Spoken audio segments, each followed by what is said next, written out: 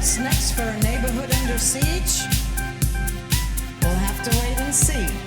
Reporting live, Sadie Sinclair, Channel 7 News. This is San Francisco. Welcome back to San Francisco and the waning world power known as the U.S. Haiti was the first place in the Americas after Native genocide that a slave uprising was successful in taking power from a colonizing power. And Haiti is another place where the U.S. and other Western powers like France and the World Bank have attempted and been in large part successful in keeping that idea somewhat under wraps. One mark of a successful uprising is how uncomfortable it makes the colonizers feel, whether you're talking about Haiti or Palestine or so many other places where the U.S. has meddled and continues to meddle. The U.S., the World Bank, etc., don't want the dangerous precedent of more groups of people who threaten the legitimacy of the colonizers. They don't want that dangerous precedent to spread. I got to have another conversation with Charlie Hinton, who was on the show a few episodes back, as well as his friend Pierre Labossiere, who was born in Haiti. Both are part of the Haiti Action Committee in East Bay, and they'll be talking about connections between Haiti and Palestine and how the U.S. has made things so much worse for people in Haiti since the slave revolt against the French. Thank you to Amy Miranda for joining the Patreon. And if you are not a subscriber, please consider subscribing at patreon.com/San Francisco. It will help pay for our excellent editor, Tofu, and cover podcast hosting, as well as transcription for the show. I'm excited to try a live podcast taping coming up. It's going to be in the Castro in March. I'll have more information on the Patreon page, patreon.com/San Francisco, so soon. Next, Charlie Hinton is back with Pierre Labossiere. So what is the Haiti Action Committee and how are you both connected to it? The Haiti Action Committee is an organization that was started in 91, though it didn't have the name at the time. And it came out of a desire of a number of activists in the Bay Area to be in solidarity with the people of Haiti, particularly around the time when the military dictatorship was massacring people, was killing folks in Haiti. And so some of us were trying to figure it out, what to do, how to be supportive. Then a friend of mine who was subsequently assassinated came to the Bay Area and talked to me about being in solidarity with the struggle there. Then there was the mass movement in Haiti. The people's movement had successfully forced the hand of the Haitian military and had a very successful election where local priest, Father Jean-Bertrand Aristide, was elected by the people. First, the drafted him, he was elected overwhelmingly, massively by the population. And so two representatives of grassroots organizations from Haiti came to the Bay Area in the wake of that election. They brought us together. They solidified our desire to do something with Haiti. They thought it was a fantastic idea. And part of their trip was to support this and give us a lot of, I would say, encouragement to do this, because this was needed, because they could see that there would be a coup down the road. And so that's how we came together. And later on, we took the name of Haiti Action Coalition, because there was various organizations came together to be in solidarity with Haiti. And it wasn't until maybe 7 years later that it took the name of Haiti Action Committee, I think around 1999 or 2000, because a committee is easier to deal with than a coalition. Because a coalition, you have to get everybody to agree and take things to the organizations and bring it back and what have you. But as a committee, we could make the decisions that we needed right on the spot. And Charlie, how did you become part of the committee? Well, just a little timeline. In 1986, the Duvalier son was forced out of office, and there were military dictatorships for 5 years. And in 1990 was the election that Pierre referred to, of when Father Aristide was elected president in the first free and fair elections in Haiti's history. And he was only president for like 9 months before he was overthrown in a coup in 1991, I think October. And so that's when Haiti Action Committee, or the predecessor, got going. I followed the situation. I went to Haiti for the first time in 1995 after Aristide was returned and witnessed the joy at the time of the people. I witnessed the love they had for him. And then to jump forward a little bit, I got involved with Haiti Action Committee probably about 2002 or 2003. And then in 2004, after the second coup against him, I returned for the second time and interviewed people escaping death squads from the north into Port-au-Prince. And it was probably the most traumatic experience of my life, of hearing these horror stories of what had happened. Yeah. Pierre, could you speak a little bit about Duvalier and the significance of him being sort of dethroned? Yes, and actually it's a good thing we are speaking today, because tomorrow, February 7th, is the anniversary when he was overthrown by the popular movement. And so I grew up in Haiti, and during the dictatorship of Francois Papa-Doc Duvalier, he was a doctor, and so the name Doc for doctor, and he claimed that he was the country's father. So Papa Doc was a nickname for him. Very brutal dictatorship where disappearances were common. And even as a child, my parents made sure that I knew what to say and what not to say in public, because it could mean a death sentence for the entire family, certainly imprisonment and possibly death, because there were people known to us, families known to us who had been massacred. And so no one was spared, not even being a child. You couldn't be careless out there. I witnessed the destruction of a country that before had a good civil service system, that contrary to what people are saying, there was a judicial system, even though it had flaws, but still was working. There were laws on the books about a number of things. I remember as a child playing soccer in the streets, and I could go to any water fountain or to any faucet and cup my hands, get a drink of water, and don't worry about being sick. Now, ever since I would say the mid-'80s, you can't do that anymore. The water is so polluted, so contaminated. I remember garbage being picked up regularly and street cleaning taking place, but on a regular basis. But all of that was destroyed under Duvalier. Various other things in agriculture, support for the peasants and all of that. So I witnessed the country going downhill. And so in terms of free speech, there was no such thing as free speech. You said anything that they considered political, that was the end of you. And God forbid if you were called a communist, then they could kill you right then and there on the spot. And so that's the country I grew up in as a child, and I left in 1970. And Papa Doc, he was still president. A few months later, in 71, he passed away. And the son was no better, except that instead of doing the blatant killings in the middle of the street in broad daylight to terrorize people, they would have death squads come and get you at night. And sometimes they would do it during the day too. The Tonton Marcouts, I need to mention their name. They were Duvalier's private militia, death squads. They were there alongside the Haitian military. And these guys had power of life and death over anyone. And so it's a book that details it. It's called Papa Doc and the Tonton Marcouts. It's a famous book written by a New York Times reporter and another reporter in Haiti. And there is a movie actually that was made in Hollywood featuring Richard Burton and Elizabeth Taylor. I believe James Earl Jones played in it too. I may be mistaken. And a number of legendary actors. Roscoe Lee Brown also is in it. It was based on a famous novel by Graham Greene called The Comedian. That's correct. So that's the history of how I grew up. Yes, there were unions, but they were completely subservient to the dictatorship. Because before that, there was a thriving labor movement in Haiti, very militant, going back to the 20s, the 30s, the 40s, the 50s.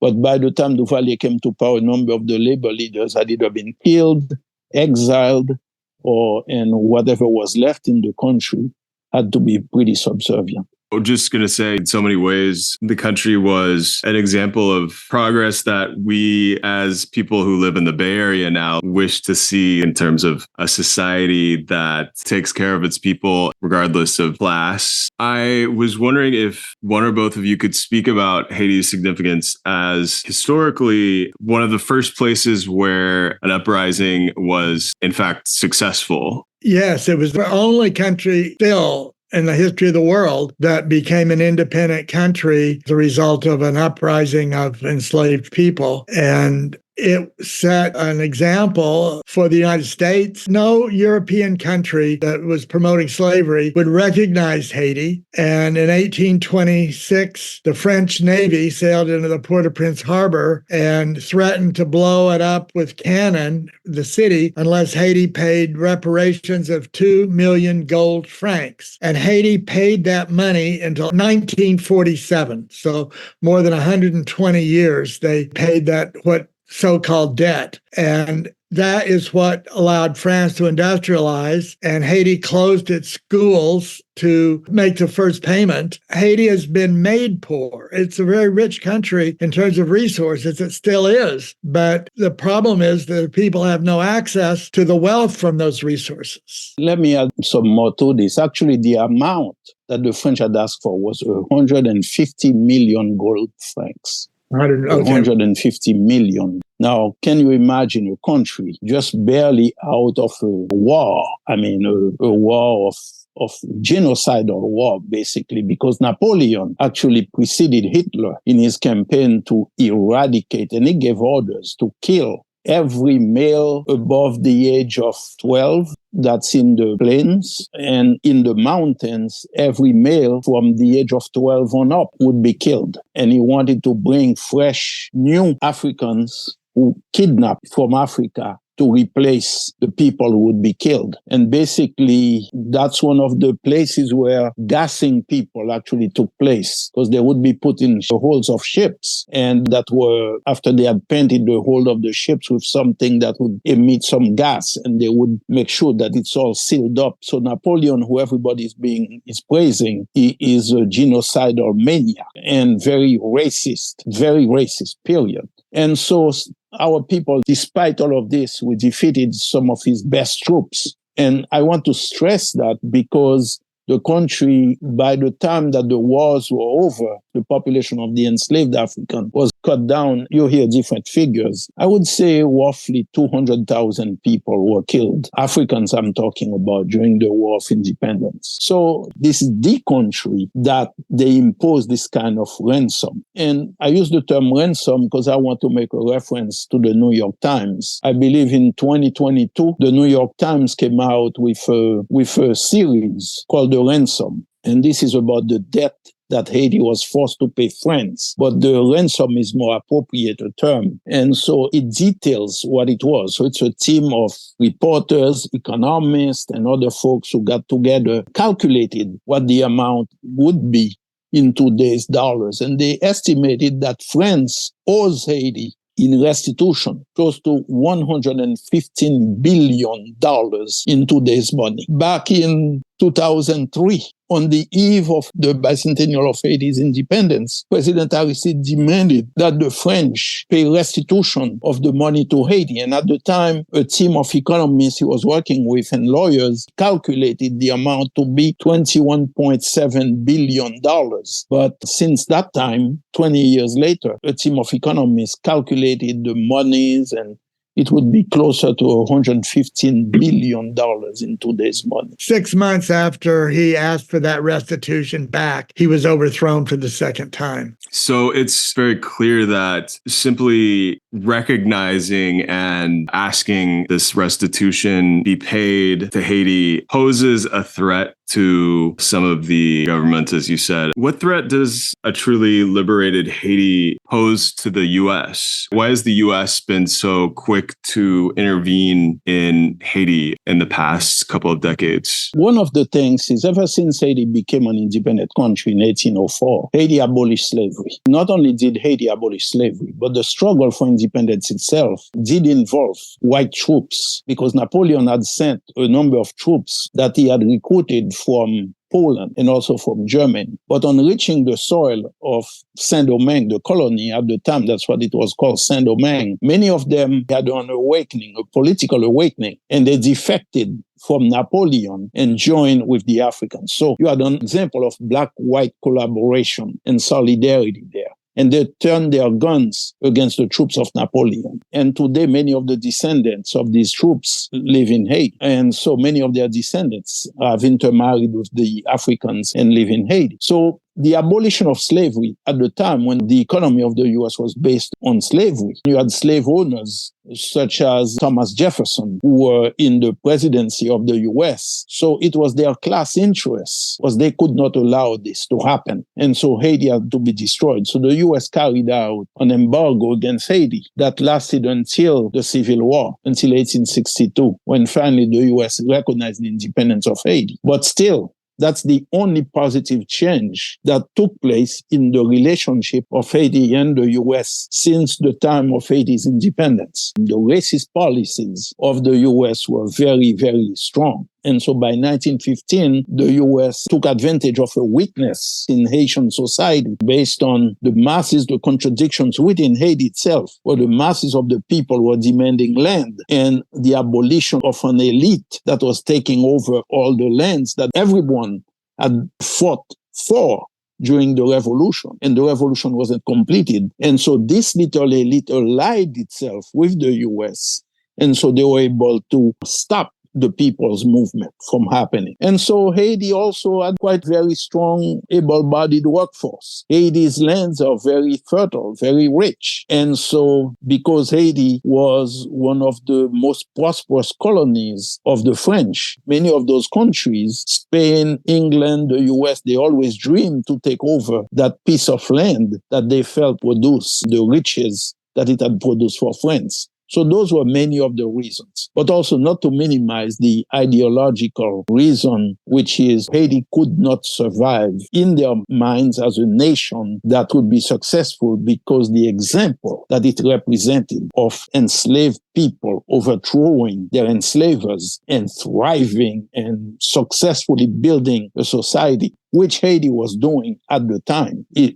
had to be destroyed. And we have a saying in Creole that the day a leaf falls in the water from a tree is not the same day that it rots. So in other words, it took a while to destroy the Haitian state. And we are witnessing the processes of the destruction of the Haitian nation in front of our very eyes. I would add the phrase, the fear of a good example. And with Aristide, it was shortly after they fought the Sandinista Revolution with the Contra War in Nicaragua. They were fighting the FMLN revolution in El Salvador. The United States will just not allow a society to exist where they support the people over the interests of the wealthy and the corporations. That's huge. Just hearing how this incredible precedent that Haiti had set kind of had to be disappeared from historical memory up to today. Pierre, you mentioned Aristide, and I was wondering if you could say a little bit about how the U.S. has in the past treated the Aristide presidency. Father Aristide, as a priest, did not bite his tongue. He called out the incredible misery that the people were living under. And Charlie put his finger on it when he gave the context of the movement in the Central American countries. You had Nicaragua, you had El Salvador. Also at the time, liberation theology was a movement that was sweeping the Americas and actually worldwide. Basically, it was a movement where the priests, the nuns, the brothers, the religious folks, along with their congregation, were doing a different study of the Bible. So it wasn't, well, we're on this earth to suffer, and then after we die, then we'll go to paradise, and that's when we can enjoy happiness. They were saying, no, God created this earth for all of us. And so we have a right to live on this earth in dignity, free from being starved. We have a right to a decent wage, to decent housing, so we could send out and health care. So that was that kind of movement that was spreading. And in Haiti, this movement had a powerful impact upon the people, and people really came out. So this actually, together with the tradition of the Haitian Revolution, and the people saying we must complete the revolution in Haiti, the revolution that our ancestors had fought, and their vision of a society of equality, that we have to change things. And so altogether, this gave a modern feel to something that had been ongoing, to a struggle that had been ongoing in Haiti since past 200 years. At the time, Father Aristide was a very powerful orator, very powerful speaker. His sermons were carried over the radio and people were engaged. Also, the man is a musician. His music, church music, was very engaging with a message that gave people a sense of dynamism, a sense of hope, a sense of, yes, we can do it, similar to Cesar Chavez saying, si se puede. So that was that kind of feel at the time. And it energized Haitians not only in Haiti, but Haitians outside of Haiti. And so that's why when people really pressed upon him, when they drafted him to run for office, he didn't want to, because the man's a priest and he's an educator also. That's not, the presidency wasn't his thing. But people drafted him and told him, look, we need you to run for office. Finally, he said yes, he would. And as one person described it, Father Aristide didn't need to campaign. We campaigned for him. We put him there. And it was very nice the way this woman described the whole process, because she had been one of the young activists, young workers in the campaign. And it was massive, overwhelming. The U.S. had spent a lot of money to promote a World Bank official whose vision was one of neoliberalism, neoliberal policies and all of that. That was defeated at the polls. What was the response? The response is the typical response: violence, which is what we are seeing today. It's the continued response to this people's movement. So what's going on in Haiti today, the killings, the atrocities being committed by the so-called gangs, which, by the way, these are not gangs. These are paramilitary death squads. Haiti has been under UN occupation ever since 2004. So we are talking 20 years of a United Nations, United States occupation. The UN has been a proxy for U.S. occupation of Haiti. But despite all of that, despite the terror ever since 2004 to the present, the Haitian people have always rejected the coup, have always been in resistance. And to crush their resistance and their determination to live as free, dignified human beings with health care, with food, with housing, with good wages, and to stop their mobilization. So we are seeing this campaign of terror ongoing since that time, and that's what's unfolding right now. The paramilitary death squad, the guy who they put up as the leader of, is a man by the name of Guy Philippe. He is an army officer that the U.S. trained in Ecuador. He and a number of others, I forgot how many, I think it was a dozen, if not more. They trained them in Ecuador, brought them to Haiti with a mission to do exactly, to create chaos and to instability and to kill people. So there was no way that these guys could have removed President Aristide from office. No way, despite their campaign of terror. What really did it was special forces from the US, France, and Canada who landed in Haiti and kidnapped President Aristide in his home. So there is a good book I want to recommend to the listeners. The book is by the late Randall Robinson. He passed away a few months ago. The book is called Unbroken Agony, Haiti from Revolution to the Kidnapping of a President. Randall Robinson in that book details the whole kidnapping of President Aristide and what went on. And he was taken by the US, France, and Canada, their special forces. They took him to the Central African Republic. And from there, thank God for Maxine Waters and a number of other people who accompanied her. They got him, they saved his life, got him out of the Central African Republic, brought him to Jamaica. But the U.S. government of George Bush, the son, George Bush, the father, did the first coup, the son did the second coup. And so they put tremendous pressure on the Jamaican government, demanding that Aristide cannot stay in the Americas at all. So South Africa was really, God bless them, they were so good, offering asylum to President Aristide, and they welcomed him, where he stayed there for 7 years. And because of continued mobilization in Haiti, including with us being actively involved,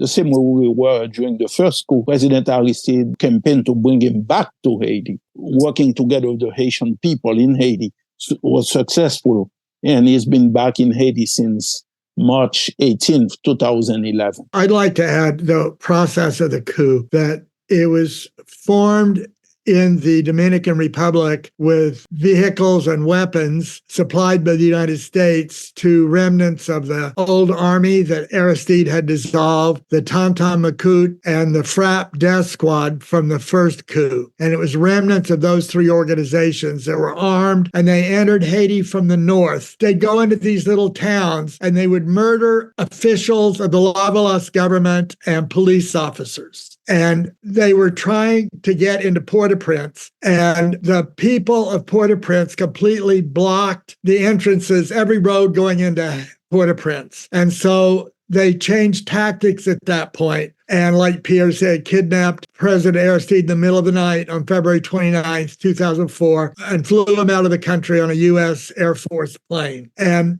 I interviewed people who were fleeing from the north, who'd been terrorized by these death squads coming into Haiti. And one man pulled out a photograph of his entire family that had been slaughtered with machetes, laying on the kitchen floor of his house covered in blood. There was another man. It was three people describing what happened in one of the cities up north. And this one man sat in the middle, probably young, 20, 21 years old, and he couldn't say a word. He was just frozen. I'll never forget it. The shock that he had lived through, whatever it was, he could not open his mouth to talk about it. And at that point, they sent in troops from the United States and France. Again, France joined in mainly because Haiti was asking for $21 billion as restitution. Yeah, just incredible, to hear descriptions of what was happening at the time and has continued to happen on and off since 2004. Let me say something real quick. The UN cannot be left off the hook here because the UN, many people think, the blue helmets, they come in peace and all of that. No, they were in charge in Haiti and they carried out themselves. They shot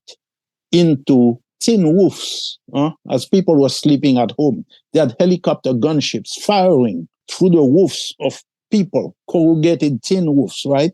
That's nothing can stop a bullet. And they were massacring people in Cité Soleil, in a number of other places when people, not once, but at least I can say at least 4, if not more than that, massacres that they conducted. UN troops.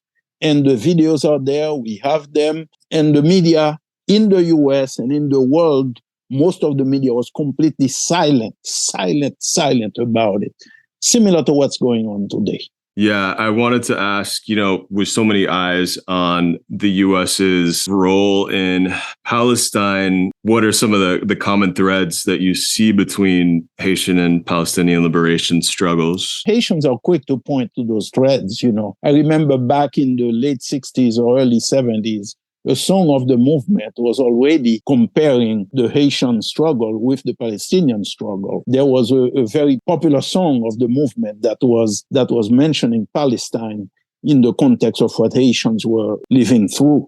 So the loss of our homeland at the time, and I'm talking late 60s, early 70s. When I first got to New York, that's when I heard that song. And so we had families of Palestinian Haitian who are the Ismaili brothers who were assassinated as well. They were very progressive folks, part of the movement because they had been born in Haiti and they were part of the movement of the people. And so they were assassinated. One of them was killed within months of each other, I believe, in 1993. And it was horrible. The images coming out of Palestine, out of Gaza, the bombing and what's going on is really showing people, and all the talk of moving the Palestinians out. People are relating that to what they are hearing from members of the elite. There is a particular piece, actually it was a voice message that was being circulated all over Haiti, starting in December 2016, where this self-identified member of the Haitian elite in very racist terms talked about removing Haitians from Haiti to send them back to Africa so that they could get the land because the land is very rich.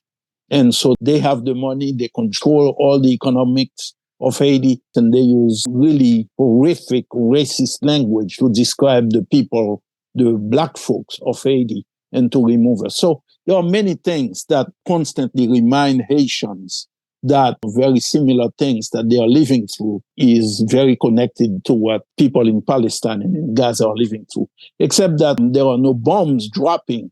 But however, on the ground, the kind of attacks the destruction of homes, where homes are attacked by those so-called gangs, but these are not gangs, because as the UN itself had to admit this year, that many of these gangs are financed by members of the elite. Many of them, their weapons are coming from the US, overwhelmingly from South Florida, through ports in Haiti that are controlled by the Haitian elite, as well, private ports. And those weapons are flooding into Haiti, into the hands of youth.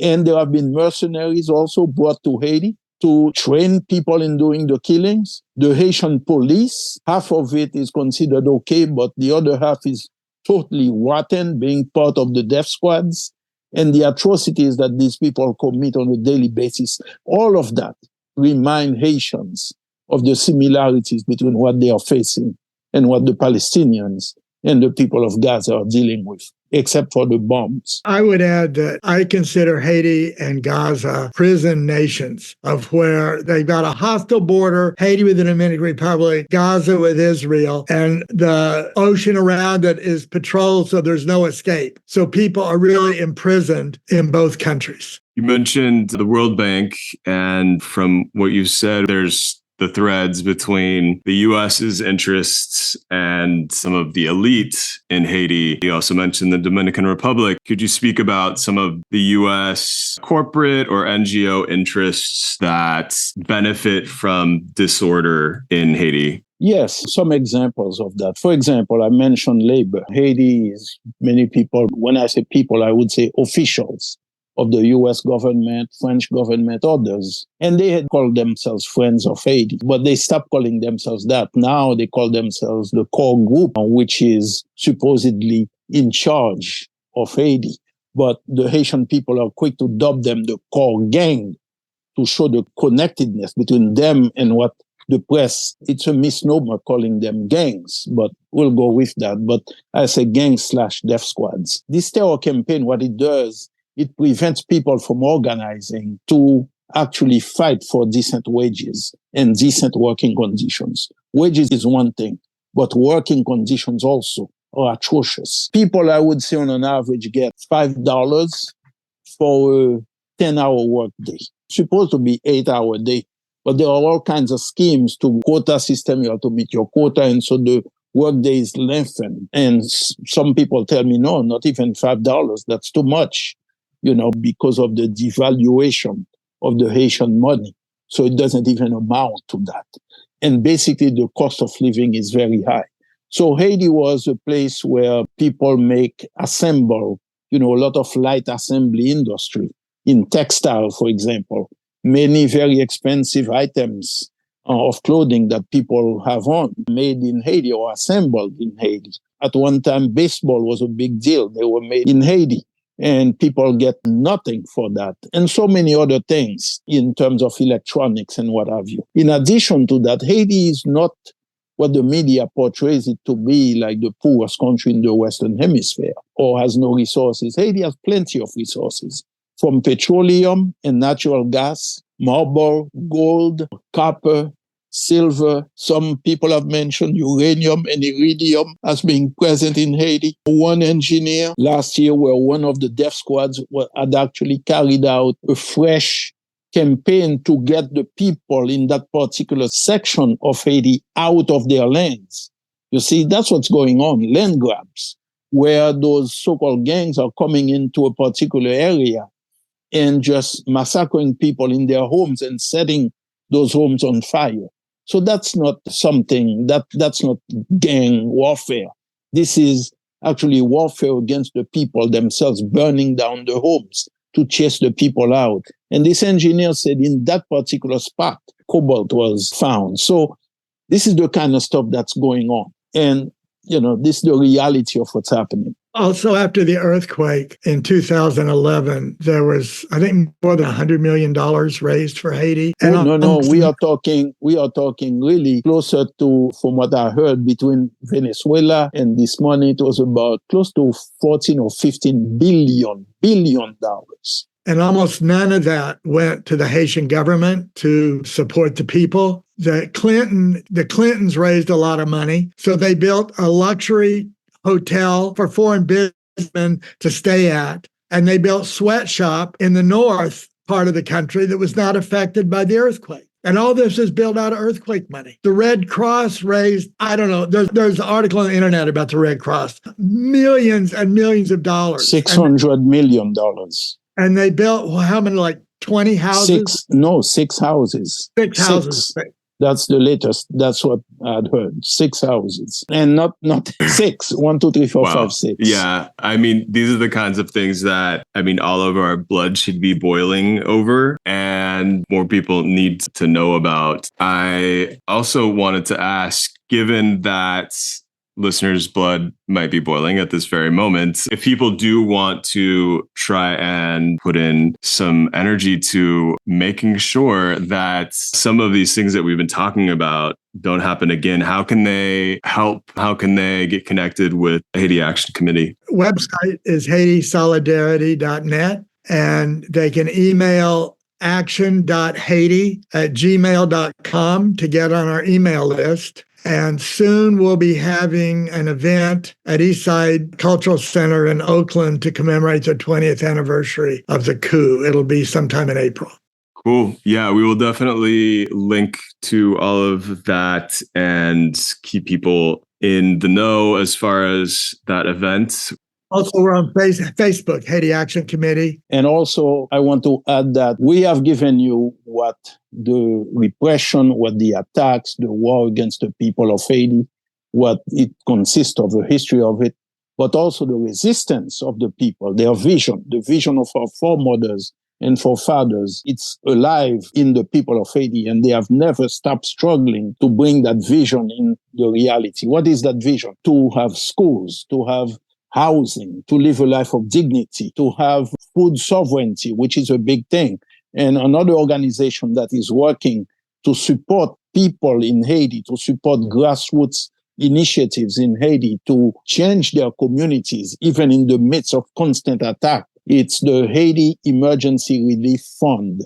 Haiti Emergency Relief Fund. And the website is haitiemergencyrelief.org.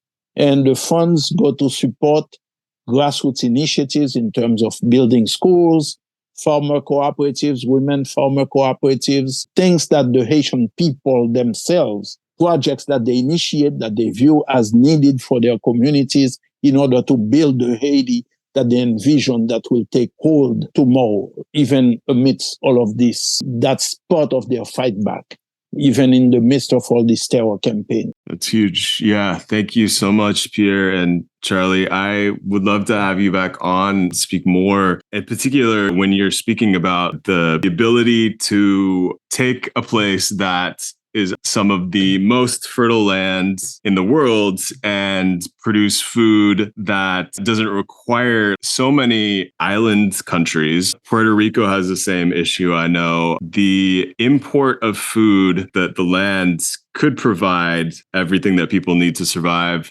because of the economics, because of financial interests. Haiti used to be self-sufficient in rice. And with one of the trade agreements, a Caribbean-based initiative, Haiti was not allowed to subsidize their rice farmers. So American rice from Arkansas, when Bill Clinton was president, flooded Haiti, and the rice farmers were driven into Port-au-Prince because they couldn't afford to live on the land anymore. So when the earthquake happened, so many people were living in substandard housing. That's one of the reasons so many hundreds of thousands of people died during the earthquake, because they were refugees from the countryside because of the rice imports had destroyed the Haitian rice crop. It's maddening. Yeah, I mean, it doesn't make sense, except to know that there were some people who would be benefiting up here, perhaps in Arkansas, who would make a lot of money off of people not being able to, like you said, grow rice, for example. That part is super interesting to me as well. Thank you both so much for coming on. And again, we'd love to have you back some point. And we will let people know as the April event comes together. And of course, we'll link to all of the resources that you mentioned in the show notes for this episode. Okay. Thank you for inviting us. Thank you. Thank you for listening to Sad Francisco, which is produced by Toshio Moronic and edited by Tofu Estolas. If you have it, please throw us a few dollars through patreon.com/sadfrancisco, which will help us pay for podcast hosting, editing, and transcriptions for the show. See you next time in Sad Francisco.